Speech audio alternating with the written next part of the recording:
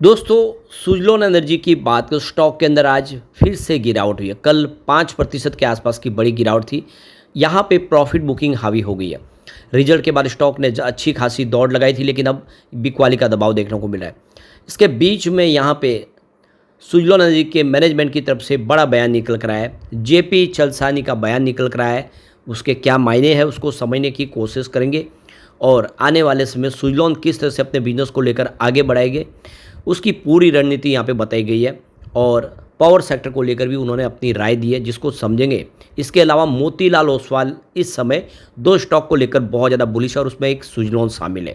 मोतीलाल ओसवाल का क्या कहना है उसको समझने की कोशिश करेंगे। वैसे आज बाज़ार में तेज़ी का वातावरण तो था, लेकिन एफआई का साथ नहीं मिल रहा है। पिछले दो ट्रेडिंग सेशन नए महीने में अगर आप देखें, इस जून महीने में, तो आप ये क्लियरली समझ सकते हो कि बिकवाली चल रही है। एफआई बिकवाली कर रहे हैं। ऐसे में आगे की क्या संभावना बनी है उसको जानेंगे इस वीडियो के माध्यम से। लेकिन फ्रेंड्स, उससे पहले अगर आप पहली बार हमारे चैनल पे आए तो चैनल को सब्सक्राइब कर दीजिए, एक बेल आइकॉन दबा दीजिए ताकि जब भी नया वीडियो बने पहला नोटिफिकेशन आपको मिले। वीडियो पसंद आए तो लाइक से ज़रूर कीजिए। चलो फ्रेंड्स, वीडियो स्टार्ट करते हैं। मैं हूँ आपका दोस्त एसबी दवे और हमारे अपने चैनल ऑनलाइन कमाई में आपका बहुत बहुत स्वागत है। तो सबसे पहले बाज़ार की बात कर ले। आज सेंसेक्स 80,998 के स्तर पे क्लोजिंग दी है। 260 पॉइंट की यहाँ पे तेज़ी बनी। तो बाज़ार की शुरुआत लगभग फ्लैट हुई थी। उसके बाद आप देखें तो कुछ समय के लिए हल्की सी आपको यहाँ पे गिरावट होती हुई दिखाई देगी बाज़ार में, लेकिन वहाँ से बाज़ार ने एक अच्छा खासा बाउंस बैक दिया और आप देखें तो अच्छी तेज़ी बनी और फाइनली इंट्राडे में 81,000 का स्तर आज फिर बाजार ने दिखाया। 0.32% की तेज़ी के साथ बाजार ने क्लोजिंग दी है। आज निफ्टी एनर्जी में अच्छी खासी तेज़ी थी। 35,734 के स्तर पे 184 पॉइंट की तेज़ी थी, यानी 0.52% दौड़ा निफ्टी एनर्जी। आधा परसेंट के आसपास की तेज़ी थी, लेकिन उसके बावजूद सुज़लोन में गिरावट हो गई। तो 66.74 पर सुज़लोन की क्लोजिंग देखने को मिली है, 2.07% की गिरावट के साथ। कल 5% के आसपास की गिरावट हुई थी। जो स्टॉक लगभग 72 तक पहुंच गया था वो वापस 66 तक आ गया है। तो बिल्कुल यहाँ पे प्रॉफिट बुकिंग का माहौल बन रहा है। अब इसके बीच में देख दो कि सुज़लोन एनर्जी के ग्रुप सीईओ जेपी चलसानी की तरफ से लेटेस्ट बयान निकल कर आया है। उनका कहना है कि जो 20 गीगावाट की annual wind turbine manufacturing capacity है उसका सिर्फ 20% इस समय इस्तेमाल हो रहा है। तो फाइनेंशियल ईयर 2025 में इंडिया ने 50.04 गीगावाट की कैपेसिटी को प्राप्त कर लिया है। 2030 तक के लिए 100 गीगावाट का लक्ष्य रखा गया है सरकार की तरफ से। उसकी 50% यहाँ पे इंस्टॉल कैपेसिटी प्राप्त कर ली गई है। लेकिन यहाँ पे जेपी चलसानी जो ग्रुप सीईओ है सुज़लोन एनर्जी के, उनका कहना है विंड एनर्जी सेक्टर में अभी भी बहुत सारे चैलेंजेस हैं, जिसकी वजह से अभी इसमें मुसीबतें हमें देखने को मिलती है। तो यहाँ पे उन्होंने सवाल खड़ा किया है कि इस समय जो मैन्युफैक्चरिंग कैपेसिटीज है जो कंपोनेंट्स की, वो पूरी तरह से उसका यूटिलाइजेशन नहीं हो पा रहा है। यहाँ पे फाइनेंशियल 2026 में जो इंस्टॉल कैपेसिटी है वो 6 गीगावाट के आसपास रही है, जिसमें 33% की वृद्धि देखने को मिली पिछले साल के मुकाबले। पिछले साल 4.5 गीगावाट की कैपेसिटी पाई गई थी। तो जेपी चलसानी का कहना है कि सुज़लोन आने वाले समय अपने एक्सपोर्ट मार्केट के लिए इस समय संभावना तलाश रहे, लेकिन वो लॉन्ग रन में है। इस समय हम सिर्फ इंडिया के बाज़ार पे ही ज़्यादा फोकस कर रहे हैं। हमारी जो सब्सिडीज कंपनी है रिनोम एनर्जीज, उसके माध्यम से हम अपनी जो मेंटेनेंस सर्विस जो प्रोवाइडर फंक्शन है उसको और मजबूत करना चाहते हैं। विंड मिल्स के लिए आप देखें तो उसका हम बिजनेस और आगे बढ़ाना चाहते हैं। इसके अलावा जो हमें ऐसी फोर्स है उसके माध्यम से हम अपना जो बिजनेस है उसमें डिफेंस और रेलवे सेक्टर के अंदर भी तेज़ी से आगे बढ़ना चाहते हैं। यानी सुज़लोन एनर्जी अब अपनी सब्सिडीज कंपनी के माध्यम से डिफेंस सेक्टर और रेलवे सेक्टर में भी एंट्री करेगी और वहाँ पर भी तेज़ी से अपने कारोबार को आगे बढ़ाएगी। तो ये कंपनी का शानदार फैसला है। कंपनी अपने फाउंड्री और फॉर्जिंग के जो प्रोडक्ट है वो डिफेंस और रेलवे सेक्टर को बेचने जा रहे हैं। ये कंपनी ने प्लान बनाया है और ये बहुत शानदार प्लान है। इससे कंपनी का बिजनेस और तेज़ी से फैलता हुआ दिखाई देगा, डाइवर्सिफाई हो जाएगा।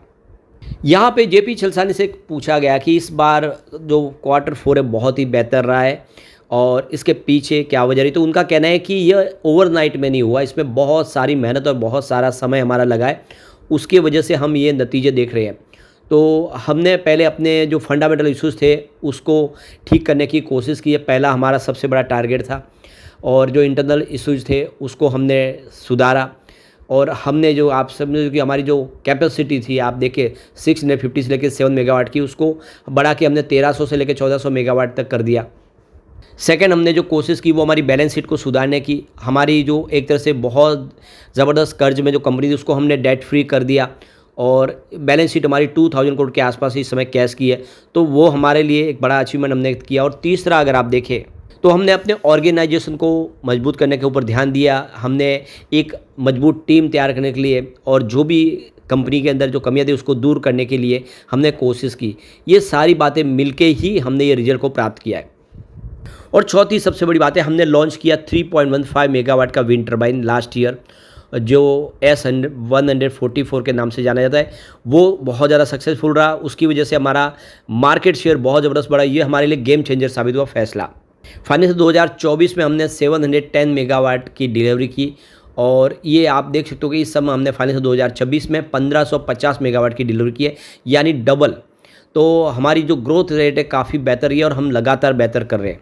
इस समय अगर आप देखें तो इंडिया की जो पावर डिमांड है वो कम है। मई महीने में देखें तो यहाँ पे 4% की कमी देखने को मिले। उसके पीछे अर्ली मानसून है, काफ़ी जगह पे देखो मानसून की जो बरसात शुरू हुई, जिसकी वजह से जो पीक पावर डिमांड थी वो यहाँ पे मई में 2025 में 230 गीगावाट के आसपास पहुँची। अब देख सकते हो कि इसकी वजह से भी थोड़ा सा जो इस समय इस सेक्टर पे लोड आया गया। तो यहाँ पे जेपी चलसानी से पूछा गया है क्या इंडिया 100 गीगावाट की कैपेसिटी 2030 तक प्राप्त कर लेगा और 2047 तक 400 गीगावाट की कैपेसिटी को अचीव कर सकता है। तो यहाँ पे जेपी चलसानी का कहना है कि इंडिया की जो पोटेंशियल ग्रोथ है वो 1200 गीगावाट की है, यानी विंड एनर्जी के अंदर हम आने वाले समय 1200 गीगावाट की कैपेसिटी प्राप्त कर सकते हैं। तो यहाँ पे आत्मनिर्भर भारत के तहत 70 से लेकर 80% डोमेस्टिक वैल्यू कंपोनेंट्स हम बना रहे हैं सुजलॉन, और ऐसे में आने वाले समय देख सकते हो कि हम उस टारगेट को अचीव कर सकते हैं। लेकिन यहाँ पे जो चैलेंजेस है वो यही है कि जो 20 गीगावाट की जो कैपेसिटी उसका 20% ही हम यूटिलाइज कर पा रहे हैं। तो अभी विंड टर्बाइन सेक्टर में उतनी डिमांड नहीं है, ये सबसे बड़ी प्रॉब्लम है। इंडिया का जो गियर बॉक्स प्रोडक्शन है वो 29 गीगावाट के आसपास है, ब्लेड का 28 गीगावाट का है और जनरेटर का 15 गीगावाट एनुअली है, और ये सारे अंडर यूटिलाइज है। तो फॉर एग्जांपल 3 गीगावाट की जनरेटर फैक्ट्री हमारी कोयम्बतूर में, और उस फैक्ट्री में इस समय अगर आप देखें तो कोई भी प्रोडक्शन नहीं हो रहा है हमारे वहाँ पे, ना सिंगल यहाँ पे आप देख सकते हो कि जनरेटर बन रहा है और कोई डिमांड नहीं है। तो ऐसे में ये सबसे बड़ी प्रॉब्लम है इस सेक्टर की। तो सरकार को इसके लिए कुछ करना होगा, लैंड इशूज़ को यहाँ पे रिजॉल्व करना होगा ताकि डिमांड निकले इस सेक्टर में। इस समय जो करंट सिचुएशन है उसके हिसाब से हम 85 से 90 गीगावाट की कैपेसिटी को प्राप्त कर सकते हैं 2030 तक, जो टारगेट 100 गीगावाट है उसके अगेंस्ट।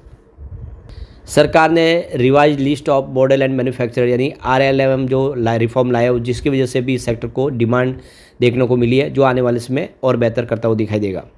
सुजलॉन की लॉन्ग टर्म ग्रोथ की बात करें तो यहाँ पे कंपनी कमर्शियल और इंडस्ट्रियल यानी C&I सेक्टर में काफ़ी बेहतर कर रही है, काफ़ी अच्छी डिमांड है इस समय। फॉर एग्जांपल इन्होंने 3 नए कॉन्ट्रैक्ट साइन किए, जिसमें जिंदाल स्टील एंड पावर को यहाँ पे रिन्यूएबल एनर्जी सेक्टर के माध्यम से पावर सप्लाई करने का छत्तीसगढ़ और उड़ीसा के लिए। यहाँ पे पूछा गया कि क्या सुजलॉन आने वाले समय ओवरसीज मार्केट में भी कुछ अपॉर्चुनिटी तलाश रही है। तो फिलहाल आप देखें तो हमारी जो मैन्युफैक्चरिंग कैपेसिटी उनका कहना है कि 4.5 गीगावाट की है, और हम आने वाले से जो अपनी 5.5 गीगावाट की कैपेसिटी को प्राप्त करेंगे। लेकिन हमारी जो इस समय प्रायोरिटी है वो इंडिया का बाज़ार है, हम फिलहाल एक्सपोर्ट के ऊपर उतना ध्यान नहीं दे रहे। तो कुल मिला के देखिए सुजलॉन अपने रास्ते तलाश चुके हैं और आने वाले समय सुजलॉन बहुत बेहतर करेगी। यहाँ तक कि सुजलॉन अब देख सकते हो कि डिफेंस और रेलवे सेक्टर के लिए भी तैयारी कर चुका है, और ये तैयारी आने वाले समय सुजलॉन को बहुत तेज़ी से ऊपर लेके जा सकते हैं। यहाँ पे मोतीलाल ओसवाल देखें तो इस समय 2 शेयरों के ऊपर बहुत ज़्यादा बुलिश है, जिसमें यहाँ पे देख सकते हो कि उन्होंने सुजलॉन एनर्जी और JSW एनर्जी पे अपनी राय रखी, और उनका कहना है कि पावर भारत की जो power utility sector long term के लिए अब मजबूत स्थिति में दिख रहा है। इसे रिन्यूएबल एनर्जी की वृद्धि, विश्वसनीय कोयला सप्लाई और सरकारी नीतियों का समर्थन मिला है। हालांकि वित्त वर्ष 2024-25 में बिजली की मांग में कुछ मंदी आई है, इसके बावजूद वित्त वर्ष 2025-26 में 270 गीगावाट की पीक बिजली डिमांड का अनुमान है।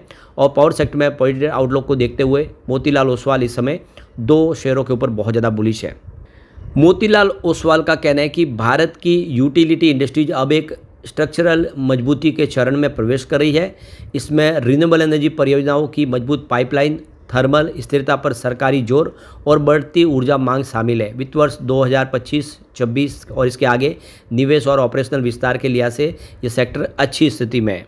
तो कुल मिला के सुजलॉन का फ्यूचर ब्राइट है और ऐसे मैनुअल्स में सुजलॉन कमाल कर सकता है। लेकिन फ्रेंड्स, कोई भी इन्वेस्टमेंट करने से पहले अपने फाइनेंशियल एडवाइजर से एडवाइस ले ले या अपना खुद का रिसर्च करें, क्योंकि मैंने वीडियो आपके एजुकेशनल पर्पज़ के लिए ही बनाया। वीडियो पसंद आए तो लाइक से जरूर कीजिए और चैनल को सब्सक्राइब कर दीजिए। Thank you friends.